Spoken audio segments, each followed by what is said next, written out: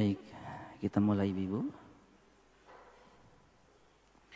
Bismillahirrahmanirrahim. Assalamualaikum warahmatullahi wabarakatuh.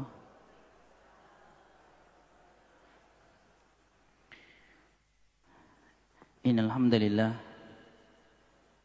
nahmaduhu wa nasta'inuhu wa nastaghfiruh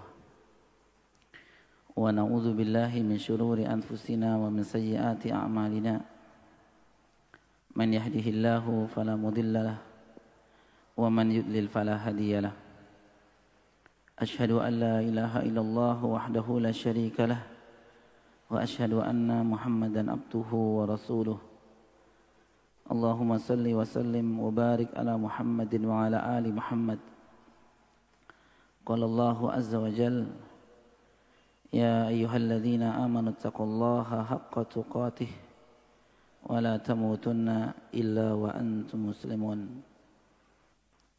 Wa qala ya ayyuhalladzina amanu taqullaha wa qulu qawlan sadida yuslih lakum a'malakum wa yaghfir lakum dhunubakum wa may yuti'illaha wa rasulahu faqad faza fawzan 'azima. Tsumma amma ba'du. Segala puji kita panjatkan kehadirat Allah Subhanahu wa taala. Alhamdulillah, di pagi yang cerah ini, di pagi yang mulia ini, Allah Subhanahu wa taala memberikan kemudahan kembali buat kita semua untuk duduk di majelis ilmu. Kita berdoa dan memohon kepada Allah Subhanahu wa taala, semoga amal ibadah di pagi yang mulia ini menjadi amal ibadah yang diterima Allah Subhanahu wa taala. Menjadi amal ibadah, menjadi wasilah kita dimuliakan Allah Subhanahu wa taala. Menjadi wasilah kita dikehendaki dan diinginkan kebaikan oleh Allah Subhanahu wa taala. Bagaimana Nabi kita Muhammad sallallahu alaihi wasallam pernah mengkhabarkan, man yuridillahi bihi khairan yufaqihu fid din, atau kama qala sallallahu alaihi wasallam. Barang siapa yang dikehendaki kebaikan oleh Allah Subhanahu wa taala, maka dirinya akan difahamkan terhadap agamanya. Maka di antara untuk memahami agama adalah dengan melakukan satu ibadah, yaitu thalabul ilmi. Maka dengan dimudahkannya kita untuk berthalabul ilmi di pagi yang mulia ini, mudah-mudahan sebagai tanda kita dimudahkan oleh Allah Subhanahu wa taala untuk memahami agamanya. Ketika kita difahamkan terhadap agama Allah Subhanahu wa taala, maka mudah-mudahan ini pertanda bahwa kita dikehendaki kebaikan oleh Allah Subhanahu wa taala. Amin ya rabbal alamin. Terlebih lagi Allah memudahkan kita untuk mengisi ibadah di hari-hari yang mulia ini.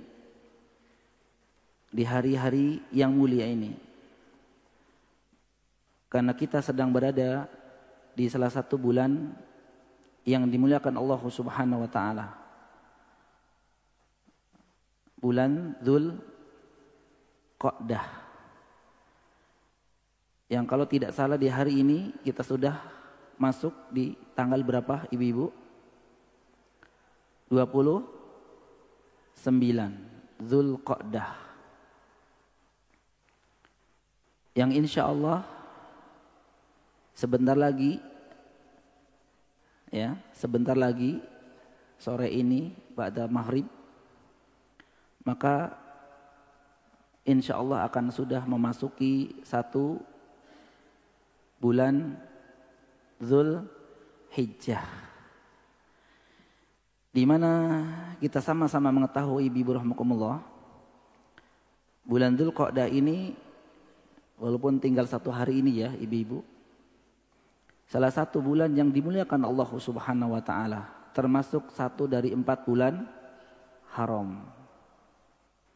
Allah sebutkan dalam ayatnya yang mulia, a'udzubillahi minasyaitonirrajim, di surat At-Taubah ayat 36.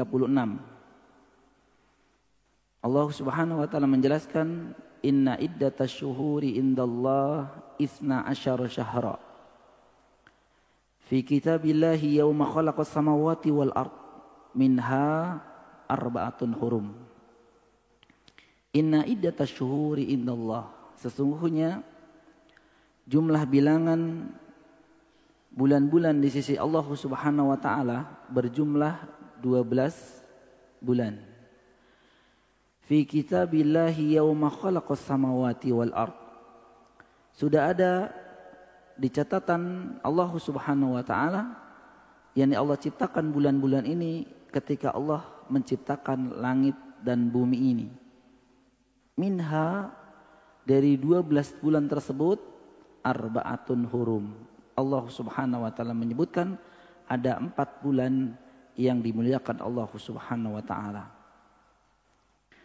Di ayat yang mula ini, di surat At-Taubah ayat 36 ini, Allah tidak menyebutkan secara rinci nama-nama bulan yang dimaksud dari 4 bulan yang mulia. Namun dijelaskan dan ditafsirkan oleh Nabi sallallahu alaihi wasallam dalam hadis yang sahih yang diriwayatkan Imam Bukhari dan Imam Muslim dalam kitab sahihnya, di mana Nabi sallallahu alaihi wasallam menyebutkan secara rinci salasatun mutawaliyatun. 4 bulan yang dimaksud oleh Nabi SAW, beliau mengatakan 3 bulan berturut-turut. Salasun mutawaliyat, 3 bulan berturut-turut. Yang Nabi SAW merinci dan menyebutkan satu persatu. Zulqa'dah wa Zulhijjah wal Muharram. Jadi 3 bulan yang berturut-turut ini kita sedang berada di dalamnya, sekalipun hari ini hari terakhir dari bulan Zulqa'dah yang maknanya apa ibu? Zulqa'dah artinya apa? Zu yang memiliki, Qa'dah tempat duduk. Zulqa'dah yang memiliki tempat duduk. Maksudnya apa ibu? Dikarenakan di bulan ini dulu pada zamannya orang-orang Arab tidak melakukan perjalanan, tidak melakukan safar, tidak melakukan dagang, tidak melakukan peperangan, tapi mereka standby di negerinya. Ya, bahkan bulan ini termasuk bulan yang aman. Bulan aman karena memang bulan haram, diharam salah satu yang paling dilarang adalah saling membunuh atau saling berperang. Sehingga bulan ini termasuk bulan aman. Oleh itu sebagian ulama menjelaskan kenapa bulan Zulqa'dah termasuk bulan haram, karena bulan ini adalah bulan pemberangkatan jamaah haji. Pemberangkatan jamaah haji. Ya, sekalipun untuk hari ini atau masa ini pemberangkatan ke Makkah Al-Mukarramah itu ya hanya menempuh sehari semalam, tidak seperti zaman dulu bisa 1 pekan, 2 pekan, 3 pekan mungkin. Kalau sekarang 9 jam, 10 jam sampai. Tapi insya Allah bulan ini, bulan Zulqa'dah ini termasuk bulan haram karena bulan yang aman untuk pemberangkatan jamaah haji. Kemudian setelah ini masuk bulan Zulhijjah. Yang maknanya apa ibu? Zu yang memiliki, Al-Hijjah ibadah haji. Jadi bulan yang di dalamnya ada ibadah yang agung, yaitu ibadah haji. Terus bulan Muharram kenapa dinamakan termasuk bulan haram? Muharram termasuk bulan haram. bulan kepulangan jamaah haji. Bulan kepulangan jamaah haji. Sehingga berangkatnya aman, pulangnya pun aman. Tidak ada peperangan, tidak ada pembunuhan. Ini penjelasan yang disebutkan oleh para ulama. Terus bagaimana penyebutan kita dengan bulan Dzulhijjah, Ibu? Penyebutan kita akan datangnya bulan Dzulhijjah.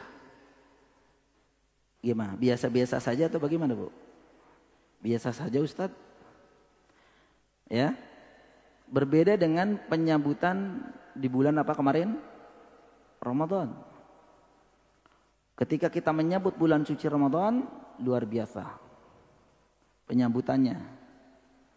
Ya, bahkan dinanti sebulan sebelumnya, ya, sudah bersiap diri untuk apa? Berjuang mendapatkan kemuliaan pahala di bulan suci Ramadan. Sehingga bulan Ramadan, alhamdulillah, masjid-masjid yang awalnya sepi menjadi ramai. Salat subuh yang biasanya berapa jamaah? Dia yang azan, dia yang iqamah, dia yang imam, dia yang makmum. Tapi Ramadan kemarin tidak. Dia yang azan, yang qomat orang lain, dia yang imam, kemudian makmumnya alhamdulillah. Luar biasa. Kenapa segitunya dengan bulan Ramadan, Ibu?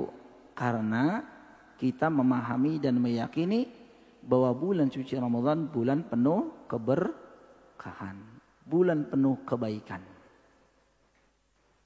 Kita memahami, mengetahui. Namun berbeda kenapa menjelang bulan Dzulqa'dah, Dzulhijjah maksud saya, tidak seperti itu. Kenapa, Ibu? Sedangkan kalau kita mengetahui keutamaan bulan Dzulhijjah tidak kalah dengan keutamaan bulan Ramadan. Tidak kalah. Di antaranya apa? Bulan Dzulqa'dah, bulan Dzulhijjah itu ada satu di antara ibadah yang agung, yaitu salah satu rukun di antara rukun Islam, yaitu menunaikan ibadah haji. Ibadah haji termasuk rukun di antara rukun Islam. Siam Ramadan sama termasuk rukun di antara rukun Islam. Ibadah haji termasuk rukun di antara rukun Islam juga. Jadi termasuk ibadah yang agung.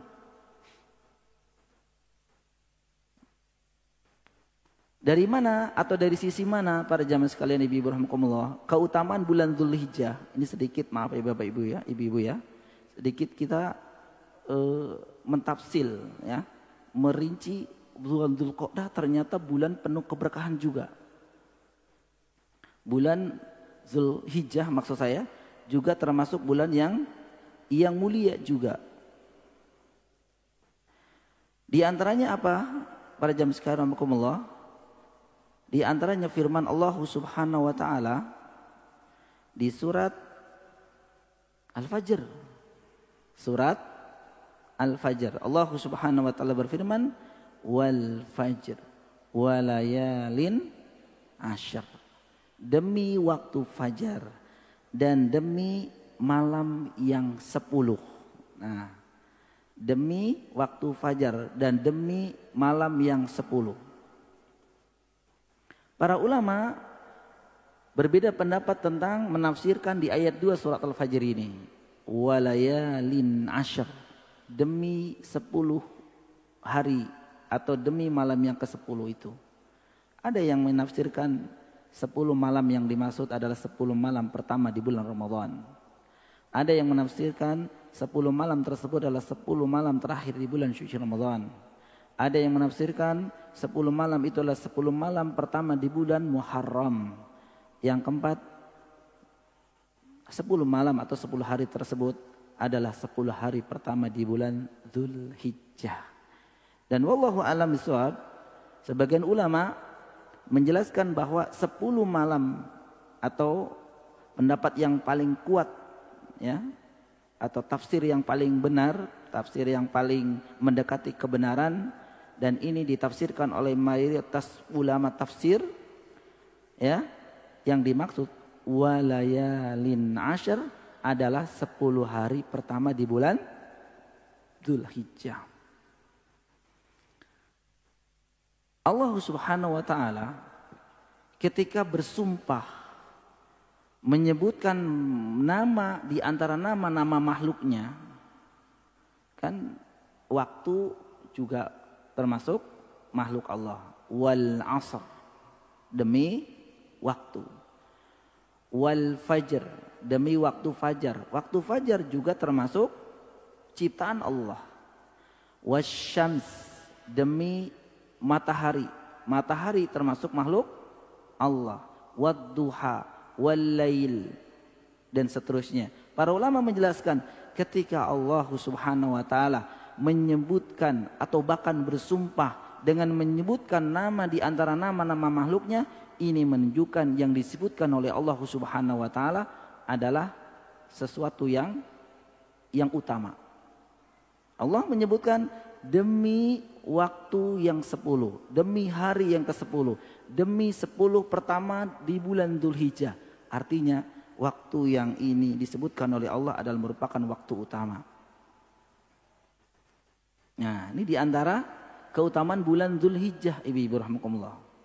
Demikian juga Nabi SAW menyebutkan syahrani la yanqusani, ada 2 bulan yang pahalanya tidak berkurang. Bisa dibalik, yang pahalanya akan ditambah dan lipat gandakan oleh Allah Subhanahu wa taala.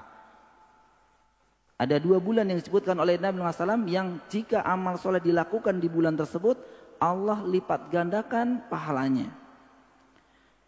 Syahra Aidin, 2 bulan tersebut itu ada atau termasuk bulan hari raya. Apa kata Nabi SAW? Ramadan wa Dzulhijjah. 2 bulan tersebut disebutkan oleh Nabi SAW. Hadis ini diriwayatkan Imam Bukhari dan Imam Muslim dalam kitab sahihnya, yaitu bulan suci Ramadan, yang kedua bulan Dzulhijjah. Jadi utama. Oleh karena itu penyambutan kita seharusnya, ibu-ibu rahimakumullah, walaupun tidak sama persis dengan penyambutan kita dengan bulan Ramadan, namun menyambut bulan Dzulhijjah ini pun harusnya pun sama. Menyambut karena akan datang bulan penuh keutamaan. Bahkan ini mungkin hadis yang saya sebutkan terakhir, keutamaan bulan Dzulhijjah yang mungkin ibu sering dengar, ya, yakni hadis yang diriwayatkan oleh Imam Bukhari, ma min ayyamil amalu salihu fiha ahabbu ilallahi min hadhil ayyam, yakni ayyamal ashri. Nabi SAW mengatakan atau bersabda, tidak ada satu amalan soleh yang lebih dicintai oleh Allah Subhanahu wa taala melebihi amal soleh yang dilakukan di hari-hari tersebut, yakni ayyamal ashri, yaitu hari-hari tersebut adalah 10 hari pertama di bulan Dzulhijjah. Maksudnya apa, ibu-ibu? Tidak ada amalan yang dilakukan di hari-hari itu akan menjadi amalan yang paling dicintai Allah Subhanahu wa taala. Maksud dari perkataan Rasulullah SAW ini bahwa amal ibadah yang dilakukan di hari-hari tersebut, hari kapan? Tanggal 1 sampai 10 Dzulhijjah, maka amalan itu tidaklah dilakukan kecuali akan menjadi amalan yang ahabbu ilallah, yang paling dicintai Allah Subhanahu wa taala. Jadi kita tidak lihat apa bentuk amal ibadahnya. Imam puasa, zikir, sedekah, baca Al-Quran, thalabul ilmi, begitu juga berkurban, atau yang paling utama adalah umroh dan haji. Ibu-ibu belum berangkat? Apa kloternya tanggal berapa? Kloternya ketinggalan, Ustadz. Masya Allah. Iya, sebagian sudah pada di sana ya. Ibu iri nggak dengan melihat mereka, ibu? Iri ya, termasuk saya juga iri, ibu. Tapi jangan lupa kita tetap berdoa ya. Ya Allah, mudah-mudahan aku dimudahkan. Ini masih ada waktu, bu, sampai tanggal berapa? 7 7 Zulhijjah ya. Karena ibadah haji mulai tanggal berapa? Prosesi ibadah haji itu mulai dari tanggal berapa? 8 sampai tanggal 13. Jadi kita masih ada kesempatan ya, berangkat sampai sebelum tanggal 7 gitu ya. Doa ibu. Barangkali setelah ini HP ibu berdering, yang telepon dari Kementerian Agama. Begitu ibu ya. Assalamualaikum ibu. Waalaikumsalam. Saya dari Kementerian Agama Indonesia ingin mengundang ibu dan suami untuk haji di tahun ini. Masya Allah. Jangan bilang gak mungkin ya. Jangan bilang tidak mungkin ya.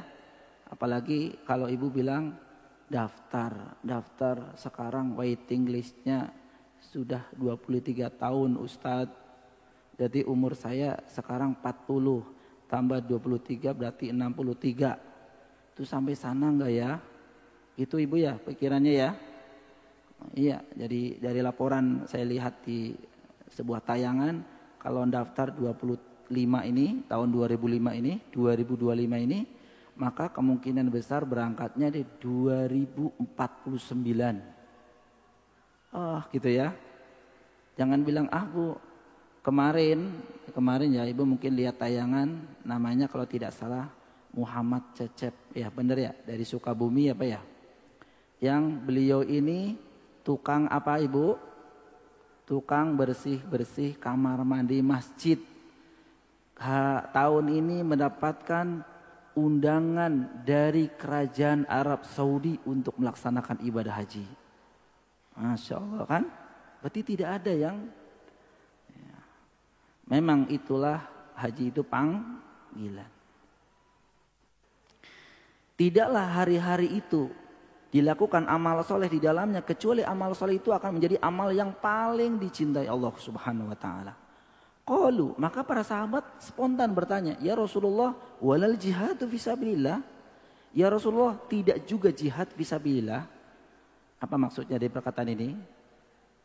Ya, saya mengutip ya, bahwa makna dari inilah jihad juga kalah ya Rasulullah, nah, gitu. Karena para sahabat tahu amalan yang paling tinggi itu jihad. Jihad juga dikalahkan dengan amalan yang dilakukan di hari-hari itu. Qala sallallahu alaihi wasallam walil jihadu fisabilillah. Jihad juga kalah. Jihad juga kalah. Berarti istimewanya, begitu istimewanya amalan yang dilakukan di hari-hari itu ibu. Menjadi amalan yang menjadi tinggi di derajatnya di sisi Allah Subhanahu wa ta'ala. Namun Nabi SAW menyebutkan illa rajulun kharaja bi nafsihi wa malihi falam yarji bidzalika bi syai' atau kama qala sallallahu alaihi wasallam, kecuali, nah dikecualikan oleh Nabi sallallahu alaihi wasallam, seorang yang keluar rumah membawa jiwanya, nyawanya, wa malihi dan hartanya, falam yarji bidzalika bi syai', tapi dia tidak pulang dengan apa yang dibawanya tadi, alias mati atau meninggal syahid dalam peperangan. Nah, orang seperti ini yang tidak bisa dikalahkan oleh amalan yang dilakukan di hari-hari 10 tersebut. Oleh karena itu ibu rahmatullah, dengan demikian mari semangat untuk banyak beribadah, tekad untuk banyak beribadah di hari-hari besok ini. Di hari-hari besok ini ibu. Mulai dari pagi mungkin ibu sudah zikir pagi, sholat subuh ya. Habis sholat subuh, zikir pagi, tilawatul Quran. Apalagi sampai dengan besok paginya, besok lagi, sampai dengan hari di tanggal 10. Yang tentu ibadah itu beragam, ibadah-ibadah yang dituntutkan oleh Allah dan Rasulnya. Kita berdoa kepada Allah Subhanahu wa ta'ala, mudah-mudahan kita dimudahkan untuk mengisinya hari-hari besok ini dengan banyak beramal soleh. Amin ya rabbal alamin. Baik ibu-ibu rahmatullah ta'ala, pagi yang mulia ini insyaallah kita akan lanjutkan pembahasan kita yang terakhir, sepertinya masih membahas tentang merasa aman, bab mengenai apa? Merasa aman dari makar Allah Subhanahu wa ta'ala ya. Karena pembahasan ini ternyata ketika dijabarkan oleh para ulama begitu lebar dan panjang penjelasannya. Oleh karena itu mudah-mudahan sepanjang apapun yang terpenting kita mendapatkan faidah ibu ya. Yang penting adalah kita mendapatkan faidah, manfaat dari apa yang disampaikan oleh para ulama. Ya. Jadi tentang makar, merasa apa? Merasa aman dari makar Allah Subhanahu wa taala. Ya, merasa aman dari makar Allah Subhanahu wa taala. Dan disebutkan, yang disebut dengan makar itu apa Ibu kemarin? Makar itu apa? Azab.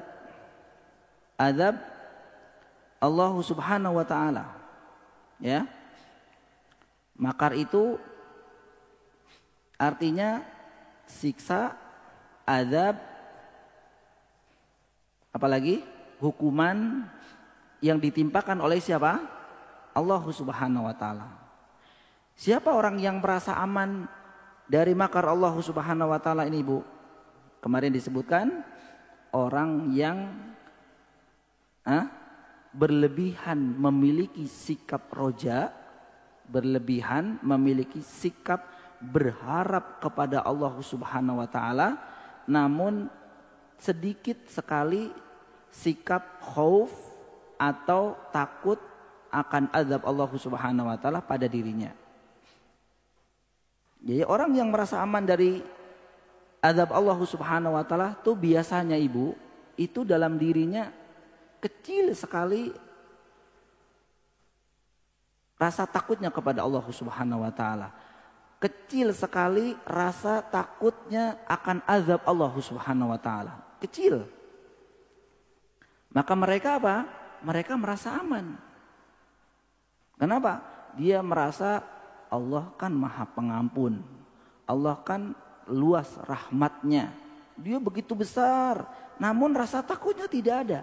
Sehingga seseorang seperti ini, orang seperti ini, rasa takutnya kecil, bahkan falidzubillah tidak ada. Ini kalau benar tidak ada, berarti udah kufur.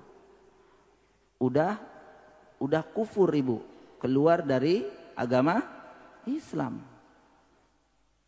Namun berharapnya besar.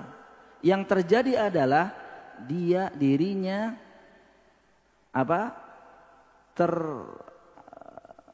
jauh dari rahmat Allah, dia itu banyak bermaksiat. Jadi kalau orang yang bermaksiat kayaknya seneng banget. Bermaksiat kok seneng gitu Ibu ya. Tidak ada rasa takut dalam dirinya.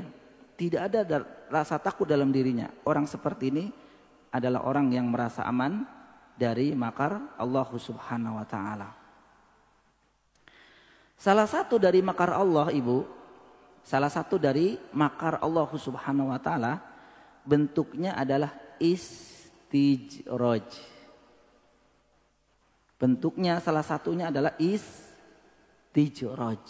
Apa arti istijraj Ibu? Kalau bahasa kita apa? Membiarkan dalam kenikmatan namun dirinya selalu dalam kemaksiatan. Jadi istijraj adalah Allah memberikan nikmat dunia yang diinginkan. Allah memberikan nikmat yang diinginkannya. Namun ia terus-menerus berbuat maksiat. Bahkan semakin menjauh dari Allah Ta'ala. Ini namanya istijraj. Orangnya kekayaannya banyak. Nyari harta mudah banget. Ya, dikasih apa yang mereka mau, dunia, jabatan, dikasih. Namun ternyata dari satu sisi dia justru banyak bermaksiat. Maksiatnya apa? Sholat ditinggalkan, siam puasa ditinggalkan, bahkan kewajiban haji pada dirinya karena sudah mampu dari segi harta dan seterusnya pun ditinggalkan. Maka orang seperti ini Ibu berahmatullah, dia diberikan kemewahan dunia, dia diberikan kesenangan dunia, akan tetapi dia bergelimbang dengan maksiat, maka itu adalah istijraj. Maka coba kembali kepada kita masing-masing Ibu. Kita diberikan waktu luang, kita diberikan harta yang cukup insya Allah. Bahkan mungkin mudahnya kita mendapatkan harta, namun susah banget untuk ibadah kita. Ya, kita untuk ibadah, apalagi ibadah bentuknya mengeluarkan harta. Sedekah, apalagi ibu yang mengeluarkan harta, kurban. Ya. Jadi mengeluarkan harta, sebagian harta untuk kurban itu berat banget. Berat gitu ya. Hati-hati. Barangkali ini tanda di antara tanda istijraj. Kita diberikan kemewahan, kita diberikan kelebihan dari segi harta dan seterusnya, namun kita tidak bisa taat kepada Allah, bahkan cenderung kepada perbuatan maksiat. Falidzubillah. Ini namanya istijraj. Apa hubungannya makar Allah dengan istijraj, Ibu? Apa hubungannya makar Allah dengan istijraj? Hubungannya makar Allah berupa istijraj ini, ya, bahwa orang yang istijraj, Allah kasih istijraj pada dirinya, itu biasanya merasa aman dari siksa Allah. Merasa aman dari siksa Allah ya, ibu-ibu ya. Orang yang uangnya banyak, kalau nyari gampang, ya, tapi dia maksiat, itu berarti dia merasa aman. Oh, Allah tetap kasih kok ini harta kepadaku. Kalau Allah menyiksa saya, pasti saya diberikan kemiskinan. Allah kasih harta, malah saya hartanya lebih banyak dibanding teman-teman saya. Nah, dia rasa aman karena Allah memberikan harta begitu banyak. Namun dari sisi lain, bentuk makarnya Allah Subhanahu wa taala, siap-siaplah setelah itu Allah akan azab. Setelah itu Allah akan azab. Oleh itu ibu-ibu rahimakumullah, makar Allah Subhanahu wa taala itu akan datang dengan tidak diduga-duga. Makar Allah Subhanahu wa taala itu akan datang tanpa diduga-duga. Jadi nggak rasa, tahu-tahu ternyata ya. Banyak ibu rahimakumullah, saya contohkan. Dan ini banyak ya, orang-orang yang awalnya dulu itu kaya raya, Ibu. Kaya raya. Sampai pulau aja dibeli gitu ya. Ibu pernah dengar pulau dibeli? Pernah ya? Sampai pulau aja dibeli. Kalau beli mobil, beli rumah biasa. Ini pulau. Pulau dibeli. Berarti saking banyaknya uangnya. Ya. Tapi ternyata hasil uangnya itu dari transaksi riba. Allah kasih, Allah kasih, Allah kasih, Allah kasih. Namun kemudian Allah bangkrutkan mereka. Dan itu sudah banyak yang awalnya terlihat kaya, sekarang sudah menjadi orang biasa lagi. Dihancurkan keluarganya, dihancurkan kehidupannya. Karena apa? Ini namanya istijraj. Namun ada yang memandang mungkin ibu rahimakumullah, berarti Allah kalau memberi makar atau memberi azab kepada hambanya, berarti Allah jahat. Begitu ibu ya? Ada mungkin yang berpandangan demikian. Allah jahat, Allah menghadap. Oleh karena itu makar Allah atau makar sendiri, siksaan, azab, itu para ulama membagi menjadi dua. Ada makar yang terpuji bahkan sempurna, ada makar yang tercela bahkan ini aib. Ada makar yang terpuji, ada makar yang tercela. Makar yang terpuji atau tipu daya, azab, hukuman dari Allah yang terpuji, maksudnya adalah Allah mengazab, menghukum, ya, menyiksa dengan makarnya kepada seseorang dalam rangka membalas makar yang sejenisnya yang dilakukan olehnya. Dalam rangka membalas. Jadi makar Allah tidak datang dengan sendirinya, Tapi Allah memberikan azab atau makar kepada suatu kaum misalkan itu dikarenakan karena mereka melakukan makar terlebih dahulu. Maka makar seperti ini adalah makar yang terpuji. Jadi Allah menghukum hambanya itu bukan sekonyong-konyong ya Bapak. Menghukum hambanya. Namun apa? Namun karena ada sebab. Tadi ada orang kaya raya tapi Allah tenggelamkan. Karena mereka membuat makar juga. Mereka sombong. Mereka menganggap bahwa harta yang ia miliki adalah hasil dari jerih payahnya sendiri katanya. Hasil dari kecerdasannya katanya. Ya, hasil dari kelihayannya dalam berbisnis misalkan. Dia tidak menyebut dan tidak menyadarkan rizki yang ia terima itu dari Allah. Nah, mereka berarti kan kufur. Allah azab mereka karena kekufuran mereka. Bukan ujuk-ujuk Allah kasih azab. Namun ada juga makar yang tercela.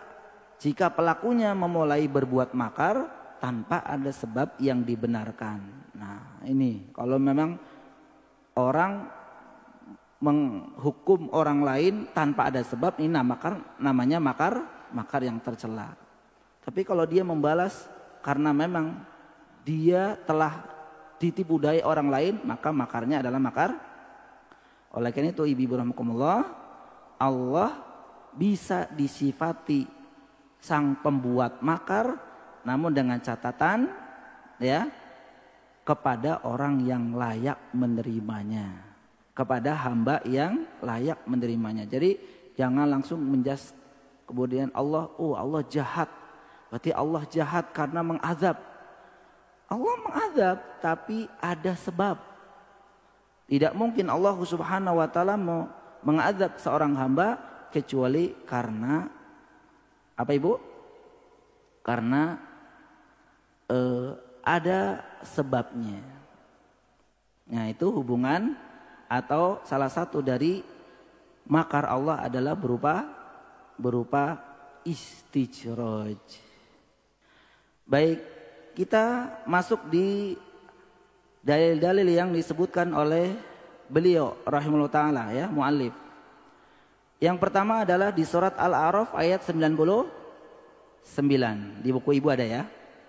Di mana Allah Subhanahu wa taala ayat ini dijadikan apa? Judul oleh muallif, penulis buku ini. Firman Allah Subhanahu wa taala, "Afa aminu makrallahi fala ya'manu makrallahi illal qaumul khasirun." Atau apakah mereka merasa aman dari siksaan Allah Subhanahu wa taala yang datangnya tidak terduga-duga, yang datangnya tidak mereka sadari. Tidak ada yang merasa aman dari sisa Allah Subhanahu wa taala melainkan orang yang merugi. Illal qaumul khasirin, kecuali mereka adalah orang-orang yang merugi. Muallif rahimakumullah, ibu-ibu rahimakumullah, membawakan ayat yang mula ini atau dalil ini. Dalil yang pertama yang diberikan oleh Syekh Muhammad bin Abdul Wahhab rahimahullah ta'ala.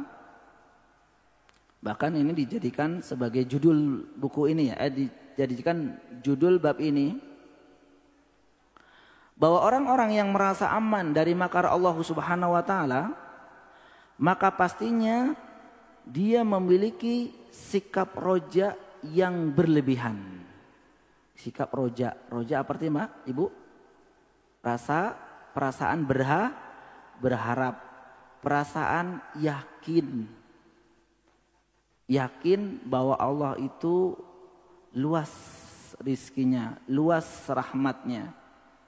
Ya, dia roja itu berharapnya besar sekali kepada Allah Subhanahu wa taala. Namun sikap khaufnya, sikap takutnya itu sangat kurang atau rendah. Ya. Oleh itu, makar sebagaimana tadi disebutkan Ibu Rahimahumullah, yang dimaknanya adalah apa?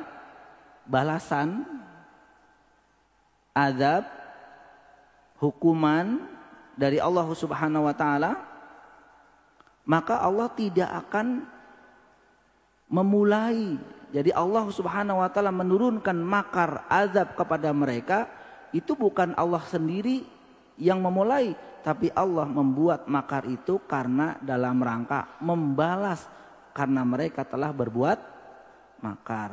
Oleh itu ibu rahimahullah taala, jangan sekali-kali kita menyebutkan bahwa Allah itu tercela karena pembuat makar. Dalam beberapa ayat Allah Subhanahu wa taala menggambarkan bahwa Allah Subhanahu wa taala kadang-kala membuat makar pada orang-orang yang memang awalnya mereka lah duluan yang telah memberikan makar. Di antaranya Allah Subhanahu wa taala berfirman di surat Al-Baqarah. Di surat Al-Baqarah ayat 14 sampai 15. Wa idza laqul ladzina amanu qalu amanna wa idza khalau ila syayatinihim qalu inna ma'akum innama nahnu mustahzi'un. Dan apabila mereka itu siapa ibu? Di ayat ini orang-orang munafik. Apabila mereka berjumpa dengan orang-orang yang beriman, maka mereka mengatakan inna ma'akum. Ya, ini orang munafik ibu. Inna ma'akum. Sesungguhnya kami telah beriman bersama kalian, sama dengan kalian. Jadi orang munafik itu ibu, hati-hati. Kalau udah ketemu orang yang beriman, itu ngobrolnya ya sekitar beriman itu. Seolah-olah dia itu mendukung dengan apa yang sedang diceritakan. Dia berpura-pura beriman sebagaimana mereka beriman. Ya, ikut nimbrung, ikut kajian, ikut ini. Tapi pada hakikatnya sikap munafiknya dalam hatinya. Oleh karena itu digambarkan oleh Allah Subhanahu wa taala, ya. Wa idza khalau ila syayatinihim, jika mereka itu kembali kepada syaitan mereka. Syaitan Allah yang menyebutkan ini, teman-teman mereka disebut syaitan ya. Qalu, mereka mengatakan dengan circle-nya, bahasa kerennya circle-nya ya. Teman apa? Teman ngumpulnya. Dia mengatakan apa? Innama akum innama nahnu mustahzi'un. Saya itu sebenarnya sama dengan kalian. Saya itu sebenarnya enggak beriman sama mereka. Saya enggak mengakui iman mereka. Sebenarnya saya enggak setuju dengan mereka. Terus kok kemarin kamu ngobrol sama dia seolah-olah kamu itu dukung mereka. Inna nahnu mustahzi'un. Mereka mengatakan apa ibu? Sesungguhnya kami itu hanyalah mengolok-olok mereka. Tuh ibu ya, itu orang munafik. Jadi kalau ngobrol sama orang beriman, Masya Allah ya, luar biasa. Seolah-olah dia itu setuju dan kelompok beriman. Tapi ternyata ketika mereka kembali kepada circle mereka, orang-orang ya teman-teman mereka, disebutkan oleh Allah Subhanahu wa taala, wa idza khalau ila syayatinihim, setan-setan mereka mengatakan inna ma'akum, aku itu sebenarnya teman-teman kalian.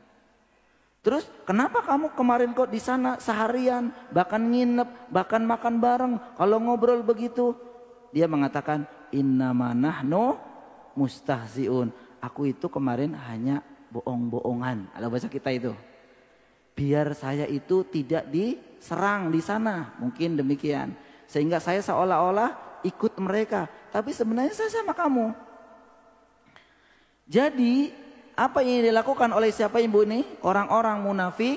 Mereka mengolok-olok orang beriman. Maka Allah balas di ayat selanjutnya. Allahu yastahzi'u bihim wa yamudduhum fi tughyanihim ya'mahun. Allah akan mengolok-olok mereka dan membiarkan mereka terombang-ambing dalam kesesatan.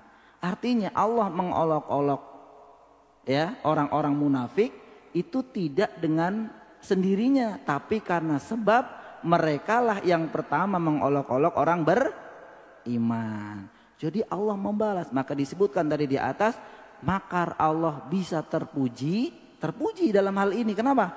Karena Allah membalas makar mereka karena merekalah yang pertama membuat makar. Baik, paham Ibu ya? Juga Allah Subhanahu wa taala menyebutkan di surat At-Tariq ayat 15-16. Innahum yakiduna kaida. Kemudian wa akidu kaida. Sungguh mereka orang-orang kafir merencanakan tipu daya yang jahat. Wa akidu kaida. Apa kata Allah? Dan aku pun membuat rencana tipu daya yang jitu. Dalam ayat ini pun menjelaskan Allah membuat tipu daya kepada mereka karena siapa yang duluan membuat tipu daya? Orang-orang kafir. Sekali lagi Allah Subhanahu wa taala mengazab, memberi tipu daya, menghukum, itu bukan ujuk-ujuk kalau bahasa kita mah. Lah enggak salah apa-apa, enggak mungkin. Pasti ada sebab. Demikian juga Allah Subhanahu wa taala berfirman di surat An-Nisa 142 menceritakan tentang orang-orang munafik. Innal munafiqina yukhadi'una Allaha wa huwa khadi'uhum. Sesungguhnya orang munafik hendak menipu Allah. Hendak menipu Allah. Tetapi Allah lah yang menipu mereka. Oh, berarti Allah maha menipu. Kok Allah maha menipu? Tidak. Allah menipu mereka orang-orang munafik karena orang munafik duluan yang menipu Allah. Begitu juga Allah Subhanahu wa taala menjelaskan di surat Al-Anfal ayat 30. Ini dalil-dalilnya disebutkan banyak ya, biar kita paham bahwa Allah Subhanahu wa taala maha memberi makar, akan tetapi makar Allah adalah makar yang terpuji. Maksud makar terpuji, Allah Subhanahu wa taala mengazab mereka, memberi makar karena membalas makar-makar mereka. Bukan karena Allah dengan sendirinya mengawali membuat makar, tidak ada kalimat seperti itu. Di surat Al-Anfal ayat 30 Allah Subhanahu wa taala berfirman, dan ingatlah ketika orang-orang kafir Quraisy memikirkan tipu daya terhadapmu wahai Muhammad untuk menangkap dan memenjarakanmu atau membunuhmu atau mengusirmu. Mereka membuat tipu daya dan Allah menggagalkan tipu daya itu. Allah adalah sebaik-baik pembalas tipu daya. Sekali lagi ini pun sama dengan dalil-dalil sebelumnya. Allah memberi makar kepada mereka dikarenakan tujuannya adalah membalas makar-makar yang mereka lakukan kepada Allah dan Rasulnya dan orang-orang yang beriman. Oleh karena itu Ibu Rahmatullah, sekali lagi kita tidak boleh mengatakan Allah itu al-makir. Allah itu sang pembuat makar. Ya. Karena itu bukan nama Allah. Al-makir itu bukan asmaul husna. Ya. Sang pembuat makar itu bukan termasuk asmaul husna. Ya. Namun perlu diketahui Ibu Rahmatullah, Allah Subhanahu wa taala memiliki nama, itu memiliki syarat. Nama Allah itu memiliki syarat. Yaitu syaratnya adalah terpuji dalam segala kondisi. Ketika Allah Subhanahu wa taala misalkan ya dinamakan Al-Makir, sang pembuat makar, itu boleh-boleh saja sebenarnya, tapi yang disebut sang pembuat makar di sini karena tujuannya untuk membalas atas makar-makar mereka terhadap Allah dan Rasulnya. Ya, jadi Allah Subhanahu wa taala ketika mengazab suatu kaum itu bukan dengan sendirinya Ibu, tapi karena ada sebab. Ya, karena ada sebab. Contohnya di surat Al-Naml di ayat 48 sampai 50. Dan di kota itu ada 9 orang laki-laki yang berbuat kerusakan di bumi. Mereka tidak melakukan perbaikan. Mereka berkata, bersumpahlah kamu dengan nama Allah bahwa kita pasti akan menyerang dia bersama keluarganya pada malam hari. Kemudian kita akan mengatakan kepada ahli warisnya bahwa kita tidak menyaksikan kebinasaan keluarganya itu. Dan sesungguh itu kita orang yang benar. Dan mereka membuat tipu daya dan kami pun menyusun tipu daya sedangkan mereka tidak menyadari. Nah ini ayat-ayat yang senada dengan yang tadi, intinya Allah memberikan tipu daya karena membalas tipu daya mereka.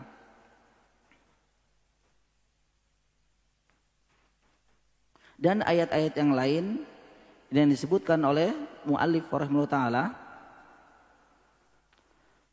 ya, menceritakan tentang Allah memberikan atau membuat makar karena tujuannya untuk membalas makar-makar mereka yang ditujukan kepada Allah dan Rasulnya. Kemudian ibu rahmatullah,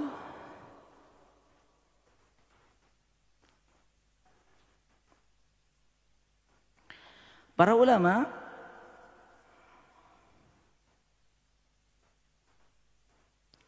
menyebutkan beberapa alasan mengapa seseorang bisa merasa aman dari makar Allah.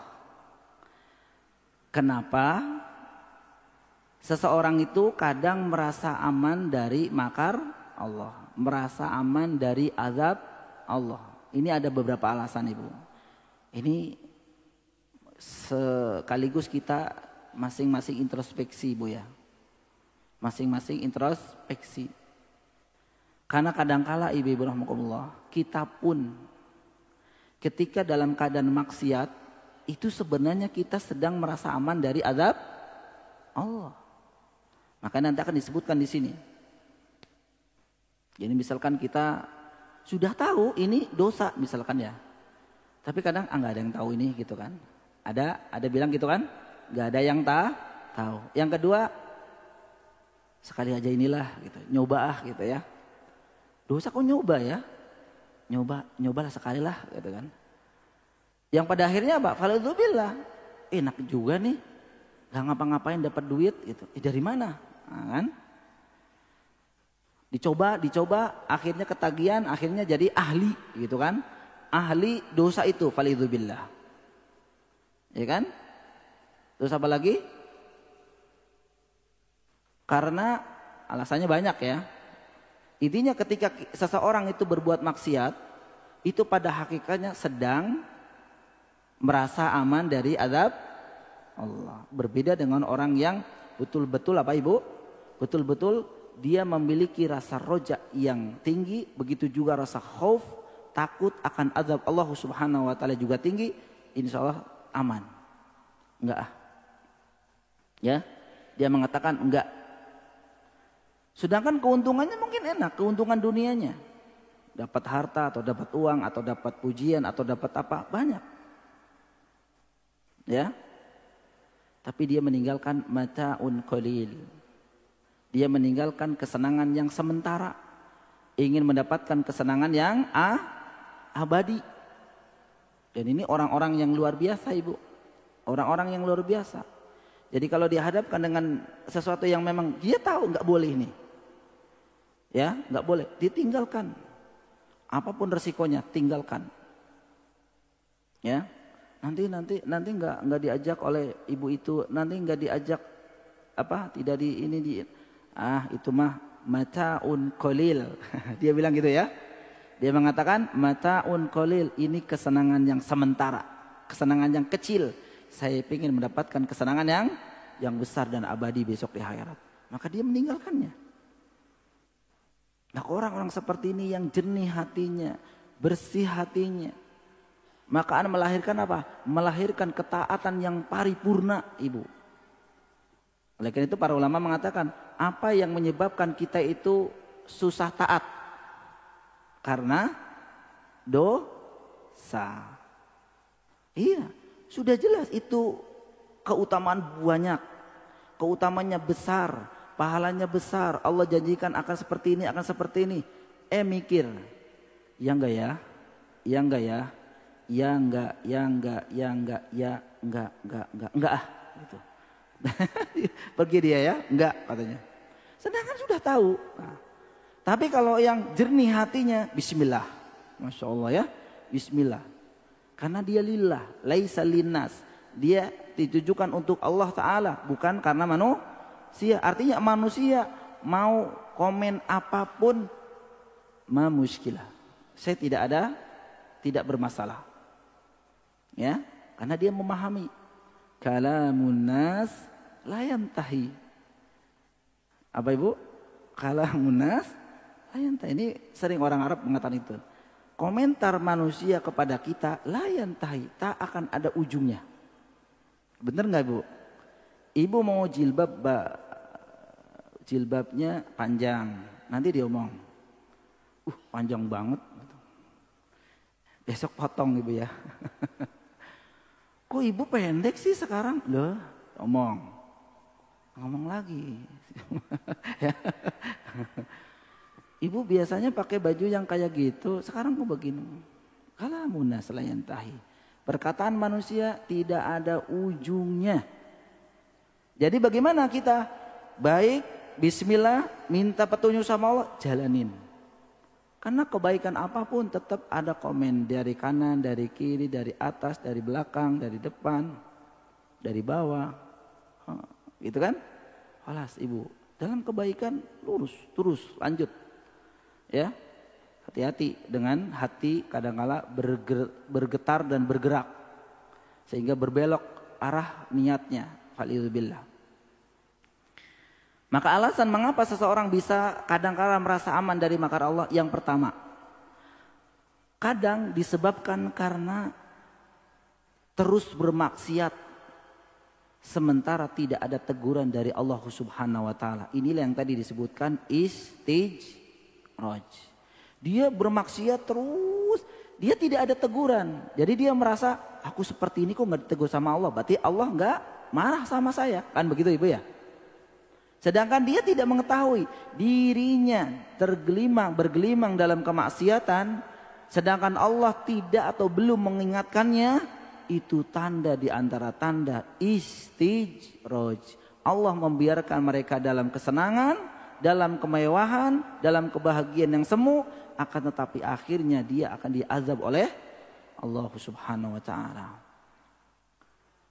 Itu istijraj Ibu. Makanya kita coba ke kita masing-masing. Ya, kita diberikan kesenangan, kemudahan, waktu luang oleh Allah Subhanahu wa taala. Ya, ibarat nyari uang tuh gampang, orang mah susah nyari uang Ibu ya. Tapi buat Ibu sama suami gampang banget. Saking gampangnya, gampang cuma tanda tangan. Nah, tanda tangan serap berapa gepok gitu ya. Berapa gepok, enak. Orang mau sampai pagi berangkat, pulang malam, dapatnya kecil. Ya, kecil. Harus mikul dagangan, ya, panas, hujan, lelah, lapar. Ibu dan suami di rumah ongkang-ongkang gitu ya. Tahu-tahu yang datang, Pak, tanda tangan. Tapi ada azan tetap ongkang-ongkang begini gitu ya. Nah, ini berarti hati-hati. Ya, ada azan panggilan Allah. Ini berat banget ini untuk bangun dari kursi apa? Kursi goyang. Kursi miliarder. Nah, benar namanya itu ya. Yang duduk aja cuma tanda tangan. Ya. Terus ada panggilan kurban. Dia mikir, ya, korban sapi 25 juta. Ya, sebenarnya 25 juta itu tinggal tanda tangan aja gitu. Keluar ya. Tapi berat banget. Apa yang bertujuh aja ya. Coba cari yang bertujuh yang di bawah 2 juta. Ya nggak ada. Yang 2 juta nggak ada. Sapi apa itu yang di bawah 2 juta itu? Ada di sana gitu. Ternyata nyari yang jauh sana, yang di bawah 2 juta. Bakhilnya luar biasa. Ya. Berat untuk mengeluarkan apa yang telah diberikan oleh Allah Ta'ala. Berupa hartanya, berupa kesehatannya, berupa waktu luangnya, dan seterusnya. Nah inilah istijraj. Terus bermaksiat sementara tidak ada teguran dari Allah. Ini yang membuat mereka itu tenang, kadangkala nyaman akan azab Allah. Ya, seseorang yang bermaksiat tidak mendapatkan teguran dari Allah Ta'ala akan merasa bahwa maksiat yang ia lakukan bukanlah sebuah masalah. Karena dia merasa Allah gak negur saya tuh. Sedangkan ibu-ibu rahimakumullah, kemaksiatan itu disebutkan oleh sebagian ulama, itu biasanya juga efeknya tidak langsung. Efeknya tidak langsung. Ada orang nih kerjanya jelas itu riba. Dia tahu juga Allah perangi orang yang riba. Ya. Di tempat-tempat subhat aman tuh, uang tetap ngalir. Tapi biasanya para ulama mengatakan itu efeknya akan datang setelah nanti bertahun kemudian. Di atas 40 tahun baru berasa. Datang penyakit. Ya, yang penyakit ini menghabiskan semua hartanya. Faliyadzubillah. Ya kan? Kalau udah berpenyakit, tidak bisa kemana-mana, terus ibadah pun tidak maksimal. Akhirnya ada ibadah tidak? Mahfil ibadah. Akhirnya karena tidak ada keimanan dalam hatinya, diberikan sakit itu, dia memberontak sama Allah. Allah enggak adil. Kenapa aku diberikan sakit ya Allah? Apa dosa saya? Dia lupa. Apa dosa saya? Dulu tuh 20 tahun lalu itu kan makan A, makan B, makan C. Semua subhat, semua barang haram. Dengan sengajanya. Bahkan tidak sedikit pada hari ini banyak orang mempercandai agama. Benar nggak Bu? Agama dicandain. Haram itu. Apaan haram? Ini mah halal bagi saya, haram bagi kamu. Dicandain. Efeknya luar biasa ibu rahimakumullah. Walaupun efeknya tidak sekali itu juga tidak, tapi efeknya nanti ketika kita lagi membutuhkan kekuatan, membutuhkan kesehatan, membutuhkan biaya, ternyata hari itu hari dibalasnya atau efek dari maksiat kita. Makanya jangan merasa aman ibu rahimakumullah ketika kita tuh bermaksiat falidzubillah, kemudian aman tentram. Iya, nanti efeknya. Anak-anaknya jadi seperti itu juga, falidzubillah. Dia merasa rizkinya terus bertambah dengan kemaksiatannya itu. Namun ternyata di hari-hari berikutnya dia akan dibalas oleh Allah Subhanahu wa taala dengan balasan yang setimpal. Nah, ini diantara orang alasan atau sebab merasa aman dari azab Allah, karena biasanya ketika bermaksiat tidak mendapat teguran atau belum, dan justru ini harus diwaspadai. Kita diberikan istijrad oleh Allah. Kalau bahasa kitanya apa Ibu? Bahasa kita ini istijrad itu apa?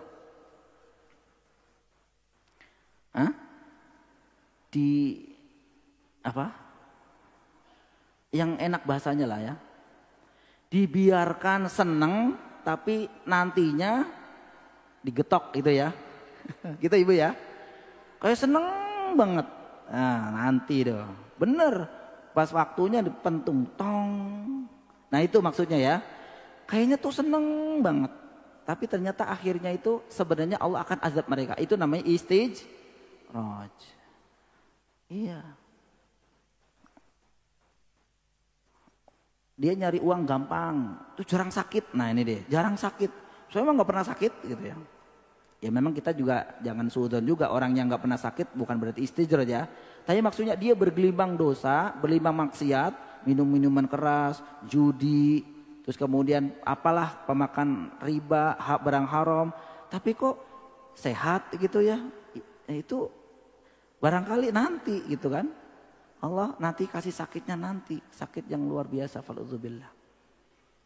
Kemudian yang kedua, sebab kedua, kenapa seseorang itu kadang merasa aman dari makar Allah Ta'ala.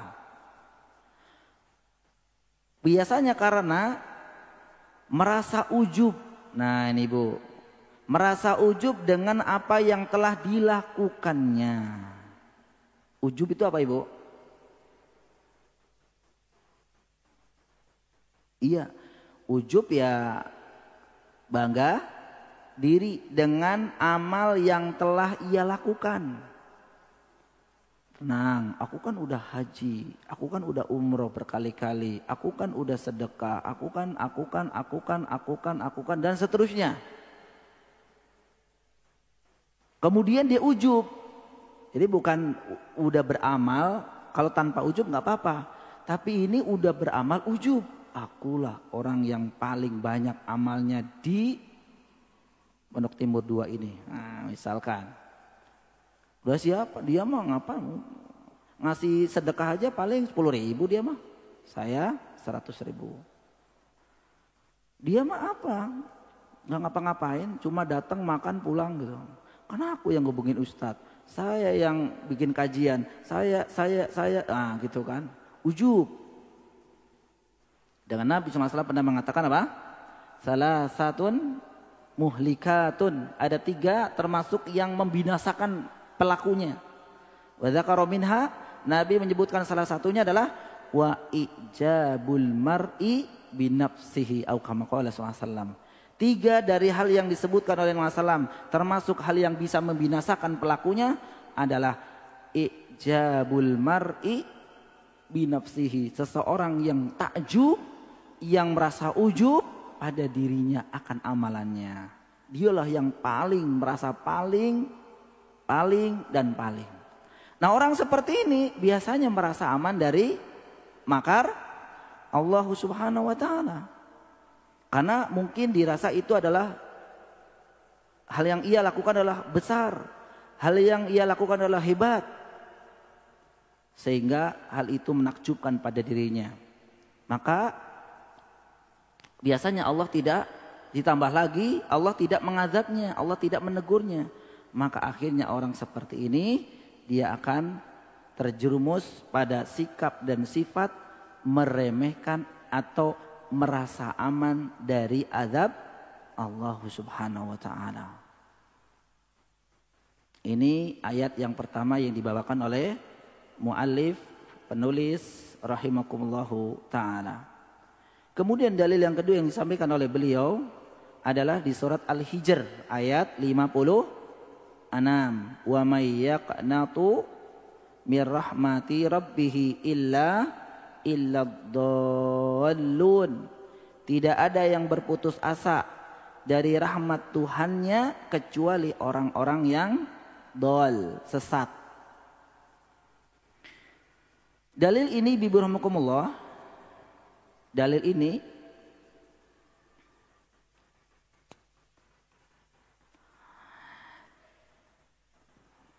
adalah perkataan Nabiullah Ibrahim alaihissalam. Ya, dari surat Al-Hijr 56 itu adalah perkataan dari Nabiullah Ibrahim alaihissalam. Ya. Di mana ayat ini bersambung atau berhubungan dengan ayat sebelumnya. Dan kabarkanlah Muhammad kepada mereka tentang tamu Ibrahim. Siapa tamu Ibrahim? Malaikat. Ketika mereka masuk ke tempatnya, lalu mereka mengucapkan salam. Dia Ibrahim berkata, kami benar-benar merasa takut kepadamu. Mereka berkata, mereka siapa? Para malaikat. Janganlah engkau merasa takut.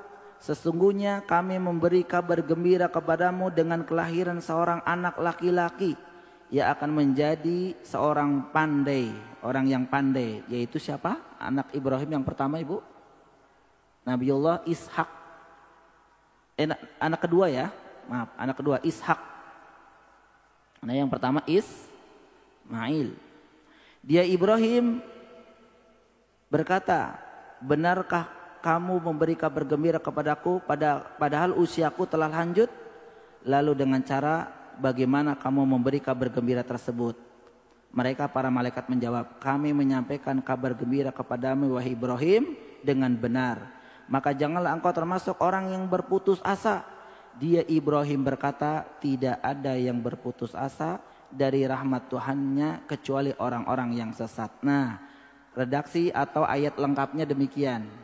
Dari apa yang disebutkan oleh Nabiullah Ibrahim ini, wa may yaqnatu mir rahmati rabbih illa dhallun, tidak ada yang berputus asa dari rahmat Tuhannya kecuali orang-orang yang sesat. Maksudnya adalah peristiwa para malaikat datang kepada Nabiullah Ibrahim alaihissalam dan memberi kabar gembira akan datangnya seorang anak. Dan kemudian Nabiullah Ibrahim masih ragu. Kenapa ragu Ibu? Karena usia beliau sudah usia lanjut. Ya, menunggu Ismail saja berapa tahun Ibu? Menunggu Nabiullah Ismail alaihissalam itu berapa tahun kurang lebih menunggunya? Ada yang tahu? Setahun, 2 tahun, 3 tahun, 4 tahun. Menunggu anak sampai 10 tahun itu udah lama banget Bu ya. Nabiullah Ibrahim alaihissalam kalau tidak salah menunggu Ismail alaihissalam, Ismail ya bukan Ishak, kalau ini Ishak ya. Itu sekitar 86 tahun. Bener Ustaz? Ya saya baca sejarah. Berapa? 86 tahun. Iya, makanya mungkin sama dengan kita lah. Umur 40 tahun kok masih apa? Ya bukan beranak. Hamil. Bisa nggak Ibu? Dan umurnya Nabiullah Ibrahim istrinya juga udah lanjut. Tapi itulah kekuasaan Allah Subhanahu wa taala. Saya belum lama ini Bu ya. Kalau nggak salah 2 hari yang lalu saya sholat di satu musola. Ketemu dengan teman. Yang teman ini adalah alumni jamaah saya 2019. Saya tahu persis jamaah umroh saya 2019. Berarti berapa tahun yang lalu Bu? 6 tahun yang lalu. 6 tahun ya. Bukan 2018 apa 17 saya lupa. 17 kalau nggak salah Desember ya. 17 Desember. Nah ketika beliau berangkat ini memang sama istrinya. Istrinya sedang mengandung anak keempat. Nah, waktu itu ada peraturan maskapai tidak boleh penumpangnya ada orang hamil. Bingung saya. Takutnya nanti nggak boleh naik suruh turun gitu ya. Intinya alhamdulillah bisa lah beliau sama istrinya sampai ke melaksanakan ibadah umroh di tanah suci sana. Dan kemarin ketemu anaknya dibawa. Ini siapa? Ini namanya ini Ustadz yang dulu ketika hamil ke Mekah. Masya Allah ya. Sekarang udah gede itu. Berarti umurnya sekitar 6 atau 7 tahun. 6 atau 7 tahun. Nah setelah itu katanya di steril ibu-ibu. Steril itu berarti bahasanya apa sih? Udah nggak bisa gitu Ibu ya? Udah bisa, nggak bisa apa bisa? Enggak apa iya? Enggak ya? Enggak. Dia bilang udah steril. Tapi, nah ini suami bilang ini, tapi istri saya lagi ngandung lagi Ustadz. Serius?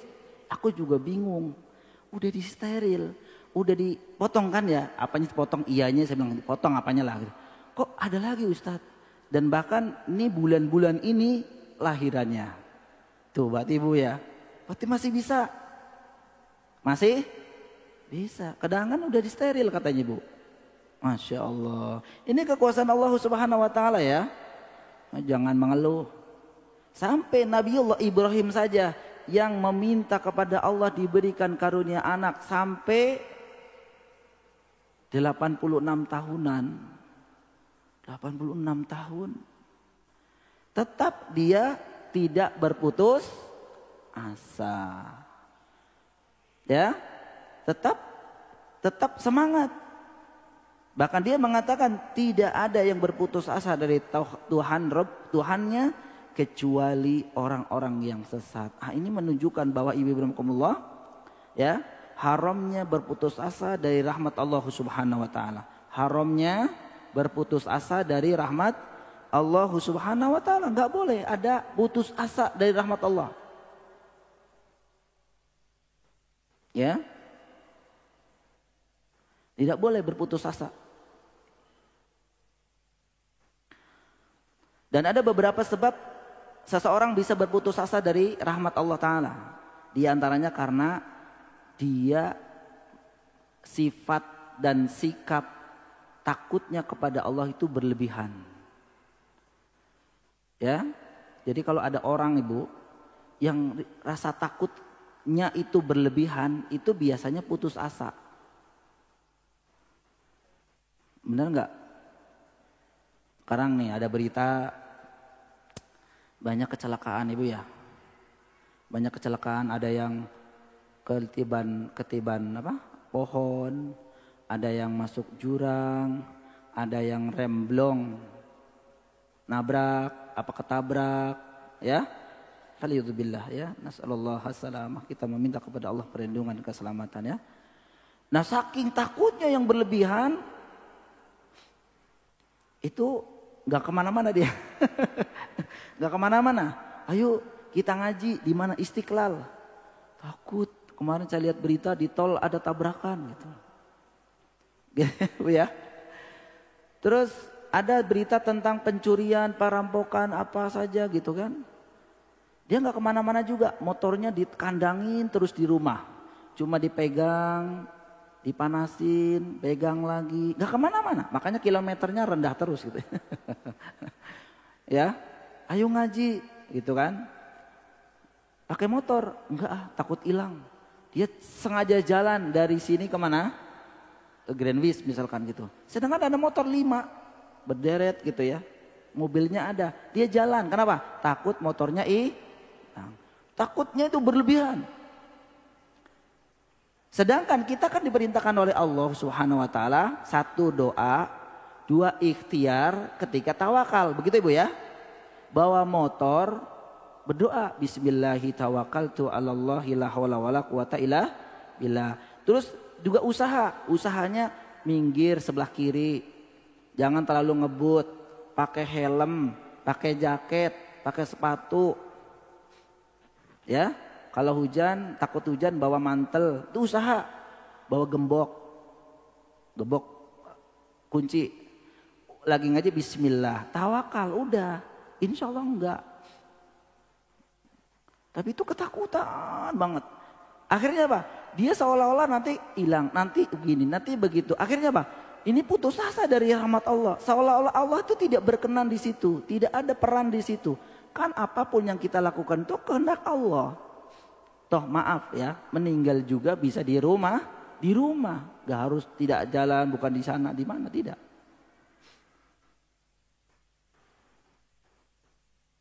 Jadi kecil kemungkinannya, rasa harapnya kepada Allah, mereka putus asa karena rasa khaufnya itu berlebihan, rasa takutnya itu berlebihan. Saya pernah jadi imam rawatib ya di tahun 2005, 6, 7. 2005, 2006, 2007-an lah ya. Itu masa saya kuliah. Itu pemilik masjidnya. Namanya masjidnya tuh masjid pribadi, bukan masjid umum kayak gini ya, fasos atau fasum. Tapi memang dibangun sendiri Ibu dan megah. Itu memang orang kaya Ibu. Masya Allah ya, rumahnya, tanahnya gitu. Nah, orang tuanya itu paling takut terhadap motor. Sehingga semua anaknya 4 atau 5 tidak ada yang bisa motor. Itu ya Bu ya. Tidak ada yang bisa motor. Tidak ada yang bisa motor. Betul Ibu. Mulai yang pertama, yang kedua, yang ketiga itu nggak bisa motor semuanya. Nggak bisa. Karena apa? Dilarang oleh orang tuanya. Takutnya nanti anaknya kemana-mana, nanti ketabrak, bla bla bla bla gitu ya. Itu akhirnya takut, jadi gak bisa naik motor. Akhirnya ketika beliau ibadah haji ya, ibadah haji kesekian kalinya, terus kan diasramakan haji ya, di asrama haji sini Pondok Gede, itu kan butuh sesuatu ya Bu ya. Butuh sesuatu dikirim gitu kan. Siapa yang kirim jadinya? Saya Ibu. Nah saya bisa naik motor gitu kan. Anaknya nggak bisa. Anaknya bonceng belakang. Iya, jadi ke asrama haji. Udah besoknya ketinggalan ini lagi. Diantar, saya ngantar lagi. Anak-anaknya nggak bisa naik motor. Kasihan kan? Coba kalau memang saya pun lagi nggak bisa. Berarti kan susah nyarinya akhirnya. Nah itu diantara terlalu berlebihan, itu berlebihan rasa takut kepada azab Allah sehingga dia itu rasa putus asanya besar. Apa-apa itu nggak mau, Bu. Nanti begini gitu. Ya. Rasa takutnya terlalu besar. Oleh karena itu sekali lagi dalil ini menunjukkan haramnya berputus asa dari rahmat Allah Subhanahu wa taala. Dan di antara sebab yang menyebabkan putus asa dari rahmat Allah Subhanahu wa taala karena terlalu berlebihan dalam sikap khauf atau rasa takut. Oleh karena itu para ulama menyebutkan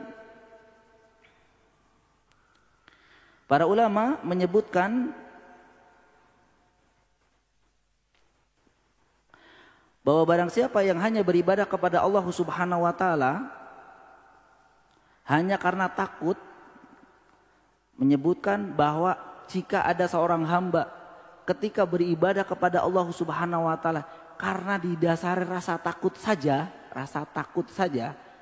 tanpa ada rasa berharap kepada Allah Subhanahu wa taala, karena mungkin saking banyaknya dosa yang ia lakukan dulu sehingga ketika dia bertobat itu dia takutnya luar biasa kepada Allah Subhanahu wa taala. Dan bahkan dia menganggap dirinya tidak akan diampuni oleh Allah Subhanahu wa taala. Nah, ketika itulah biasanya orang seperti ini akan berputus asa dari rahmat Allah Subhanahu wa taala. Nah, ini Bu ya. Jadi satu di antara sebab orang itu berputus asa karena berlebihan dalam merasa takut kepada Allah. Kemudian juga di antara sebab seorang itu berputus asa dari rahmat Allah taala karena dia merasa tidak bisa menghadapi ujian-ujian dunia yang diberikan kepadanya. Dia merasa tidak bisa menghadapi ujian-ujian dunia yang diberikan kepadanya. Contoh, sakit yang menaun, ya, bertahun-tahun sakit, tapi tidak sembuh. Udah kemana, udah kesana kemari berobat tapi tidak sembuh. Itu juga biasanya sebab seorang itu berputus asa. Udahlah, mati aja lah, kata gitu ya. Emang mati enak. Makanya ada orang mengatakan, engkau telah menyelesaikan tugas engkau di dunia. Selamat jalan temanku. Selamat jalan. Justru dirinya baru pertama menghadapi azab atau nikmat di alam kubur. Bahkan di alam kubur lebih lama dibanding dunia. Hidup di dunia berapa tahun ibu-ibu paling lama? Yang kemarin ada jamaah haji usianya berapa? Paling tua kemarin? Bener gak 150 tahun? 150 tahun. Ya, itu luar biasa, itu 2 kali lipat tadi ya. Karena Nabi SAW menyebutkan umur umatku baina sitina wa sab'in. Umur umatku itu antara 60 sampai 70 tahun. Kalau lebih berarti bonus. Kebanyakan kurang. Saya bukan nakut-nakutin. Memang begitu ya. Berarti saya umur 59 Ustadz. Berarti setahun lagi. Saya nggak mengatakan setahun lagi. Artinya Nabi menyebutkan umur umatku baina sitina wa sab'in atau kama qala antara 60 sampai 70. Ada tuh nenek saya 80, bonus berarti itu. Tapi selama-lamanya misalkan 100 tahun atau 150 tahun di alam kubur lebih lama dibanding dengan dunia. Al-Imam Asy-Syafi'i rahimahullah taala meninggal di abad berapa? Ya, kita katakan sudah 13 abad yang lalu beliau meninggal. 13 abad itu berarti 1300 tahun yang lalu. Berarti sedangkan usia Imam Syafi'i berapa ibu? Jauh ibu. Berapa persennya dari 1300 tahun? Orang yang meninggal dulu sebelum datangnya diutusnya Nabi SAW berapa tahun? Udah ribuan tahun. Ratusan tahun ibu, ribuan tahun. Jadi lebih lama. Jadi orang yang baru meninggal ke alam kubur itu bukan selamat jalan sahabatku, engkau telah bebas dari dunia. Iya, dunia bebas, tapi di alam kubur lebih lagi, Pak. Faliyuzubillah. Makanya kita ada doa yang harus atau dianjurkan untuk berdoa, ya, min fitnatil qabri, itu kan, dari fitnah kubur. Karena selama itu coba ibu berahmatullah, selama ribuan tahun di alam kubur. Sakit benaun bisa. Saya sering mendengar ibu, pernah lah, bukan sering ya, pernah mendengar ada gini, ya Allah, aku udah sedekah ya Allah, aku udah kurban ya Allah, aku kok sakit ya Allah, kata gitu. Karena mungkin udah kemana-mana itu berobat. Sedangkan mungkin kalau dia itu menerima ridho dengan apa yang diberikan Allah, Allah hapus dosa-dosanya. Dengan kesabarannya, dengan keridoannya, Allah kasih pahala ya banyak. Sehingga ketika mereka diambil nyawanya oleh Allah Subhanahu wa taala dalam keadaan bersih dari dosa. Iya, jadi kadang mengeluh sehingga apa? Putus asa dari rahmat Allah Subhanahu wa taala. Allah enggak sayang sama saya katanya. Allah enggak adil sama saya. Mereka yang enggak sholat kok sehat ya Allah. Aku yang dulunya sholat kok dikasih sakit. Kemudian juga mungkin ada yang apa ini ya? Ini sekarang lagi menghadapi ini ujian-ujian dunia. Contoh misalkan udah ngelamar kerja, gak dapet. Ngelamar sini ditolak, lamar ini nggak dipanggil, lamar ini. Sudah usaha ini gagal juga, usaha ini gagal juga. Rizkinya segitu-segitu terus. Iya, ya kalau kita mengimani bahwa rizki itu siapa yang menentukan ibu? Allah Ta'ala. Kan Allah berfirman, Kul inna rabbi yabsutur rizqa liman yasha wa yaqdir. Di beberapa ayat disebutkan. Katakanlah Tuhanku Allah yang yabsutur rizqa liman yasha, memberikan rizki yang banyak kepada yang dikendakinya. Wa yaqdir. Begitu juga Allah menentukan atau membatasi rizki pada orang yang selainnya. Jadi nggak usah ribut ibunya. Dia dikasih 5, kita dikasih 2. Alhamdulillah. Memang itu sudah Allah kasih kita. Ya. Oleh karena itu banyak nih teman-teman yang dari kampung, Bu ya, jadi ke Jakarta ingin kerja kan. Kan biasanya kalau pulang kampung itu bawa yang mewah-mewah, mobil walaupun rental. Terus dompetnya yang gede, yang nongol setengah. Terus dirantai. Gitu ibu ya. Dirantai. Kemudian apa? Sepatunya yang wah. Dia nggak tahu sepatunya beli di situ tuh ada obral gitu ya. Mereka kan nggak tahu ya. Pulang ke rumah. Ya, dengan bawa mobil, Masya Allah. Tapi ternyata mendapatkan teman SD-nya. Teman SD ya, dia lulus SD udah langsung kerja, bukan kerja, dia langsung usaha. Dia mobilnya 3 bu, 1, 2, 3, motornya 5, hartanya banyak. Jualan apa itu? Jualan bambu. Makanya orang yang sukses itu bukan karena pendidikan, memang serius ibu. Bukan karena pendidikan, orang yang diberikan rizki itu memang Allah telah berikan rizki. Tidak ada hubungannya dengan IQ, tidak. Ya, makanya Qarun, kenapa Qarun ditenggelamkan oleh Allah Ta'ala? Falidzubillah. Karena dia mengatakan, apa yang telah saya dapatkan itu karena ilmu yang saya miliki. Kan begitu dalam Al-Quran dia. Dia punya harta yang banyak. Disebutkan kunci gudangnya saja, kunci gudangnya yang isinya emas berlian itu tidak bisa diangkat kecuali 7 algojo, kan begitu ya?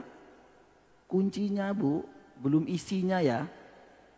Jadi isinya itu, kuncinya saja itu banyak banget. Diangkat oleh algojo 1 nggak bisa, 7 algojo.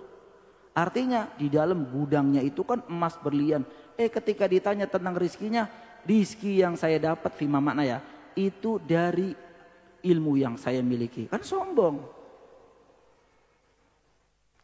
Wallahu a'lam bishawab. Baik ibu rahmatullah taala, ini dalil yang kedua yang bisa saya sampaikan. Mudah-mudahan Allah Subhanahu wa taala memberkahi pertemuan kita di pagi yang mulia ini ya. Dan kemudian memberikan istiqomah kepada kita, memudahkan kita untuk melaksanakan ibadah, dan mudah-mudahan ibadah kita menghantarkan kita ke dalam jannah Allah Subhanahu wa taala. Mohon maaf kalau ada kesalahan dan dari kata dan penyampaian. Aku qouli hadza astaghfirullah li wa lakum. Subhanakallahumma bihamdika asyhadu an la ilaha illa anta astaghfiruka wa atubu ilaik. Assalamualaikum warahmatullahi wabarakatuh.